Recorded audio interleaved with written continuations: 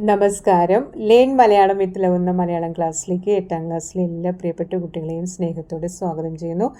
അടുത്ത പരീക്ഷയ്ക്ക് വേണ്ടി പഠിക്കണ്ടേ? കുരുവിയും കാട്ടുതീയും എന്ന പാഠഭാഗത്തിലെ ഏതാനും പ്രധാനപ്പെട്ട കാര്യങ്ങളാണ് പങ്കുവയ്ക്കുന്നത്. എല്ലാവരും ശ്രദ്ധയോടെ കേൾക്കുക, ആവശ്യം വേണ്ടെന്നൊക്കെ ഓർമ്മ സൂക്ഷിക്കുക. കുരുവിയും കാട്ടുതീയും എന്ന പാഠഭാഗം ഏത് സാഹിത്യ വിഭാഗത്തിൽപ്പെടുന്നു? ഏത് സാഹിത്യ വിഭാഗത്തിലാണ് പെടുന്നത്? ഒരു നാടോടി കഥയുടെ പുനരാഖ്യാനം എന്ന നിലയിലാണ് അത് ആ വിഭാഗത്തിലാണ് പെടുന്നത്. ചുണ്ടിൽ വെള്ളം നിറച്ച് കാട്ടുതീ കെടുത്തുന്ന കൊച്ചുകുരുവിയുടെ മനോഭാവം എന്താണ്? സഹജീവികളോടുള്ള സ്നേഹമാണത് പ്രകടമാക്കുന്നത്. നീ എന്ത് മടയത്തമാണ് ഈ കാണിക്കുന്നത്? ആരോട് പറയുന്ന വാക്കുകളാണിത്? മടയത്തമായി വിശേഷിപ്പിക്കുന്നത് എന്താണ്? മഴദേവൻ കൊച്ചുകുരുവിയോട് പറയുന്ന വാക്കുകളാണ് അല്ലേ? തീ കെടുത്താനുള്ള ശ്രമത്തെയാണ് മടയത്തമായി ഇവിടെ വിശേഷിപ്പിക്കുന്നത്. അണ്ണാറക്കണ്ണനും തന്നാലായതെന്ന പഴഞ്ചൊല്ലിന് സമാനമായ അർത്ഥം വരുന്ന പാഠസന്ദർഭം ഏതാണ്?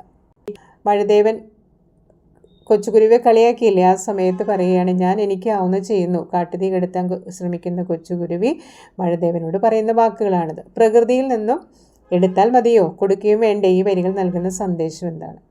പ്രകൃതിയിൽ മനുഷ്യന് വേണ്ടതൊക്കെയുണ്ട്. നമുക്ക് ആവശ്യമായ വായു, ജലം, അന്നം എന്നിവയെല്ലാം നമുക്ക് പ്രകൃതിയിൽ നിന്ന് യഥേഷ്ടം ലഭിക്കുന്നുണ്ട് അല്ലേ? എന്നാൽ അതെല്ലാം അമിതമായി ചൂഷണം ചെയ്യരുത് എന്നാണ് ഈ വരികളിലൂടെ വ്യക്തമാക്കുന്നത്. മനുഷ്യനും പ്രകൃതിയും തമ്മിലുള്ള ഒരു പാരസ്പര്യമാണ് നമ്മെ ഇവിടെ നിലനിർത്തുന്നത്. അതിനാൽ പ്രകൃതിയെ സംരക്ഷിക്കുക എന്ന കടമയാണ് നാം ചെയ്യേണ്ടത്. നമുക്കെല്ലാം കനിഞ്ഞരുളുന്ന പ്രകൃതിയെ അതിൻ്റെ തനിമ നഷ്ടപ്പെടുത്താതെ നിലനിർത്താനാണ് തിരിച്ചറിവുള്ള മനുഷ്യരായ നമ്മൾ ചെയ്യേണ്ടത്. പക്ഷി നിരീക്ഷണത്തിൽ പരമപ്രധാനമായി ഡോക്ടർ സാലിം അലി പറയുന്ന 3 കാര്യങ്ങൾ എന്തൊക്കെയാണ്? പക്ഷി നിരീക്ഷണത്തിൽ ഡോക്ടർ സാലിം അലി പ്രധാനമായി പറയുന്ന കാര്യങ്ങൾ ഇവയൊക്കെയാണ്. ഏതൊക്കെയാണ്? പക്ഷിയുടെ രൂപവും നിറവും നിരീക്ഷിക്കുക എന്നുള്ളതാണ്, അത് രേഖപ്പെടുത്തുക. രണ്ടാമത്തെ കാര്യം എന്താണ്?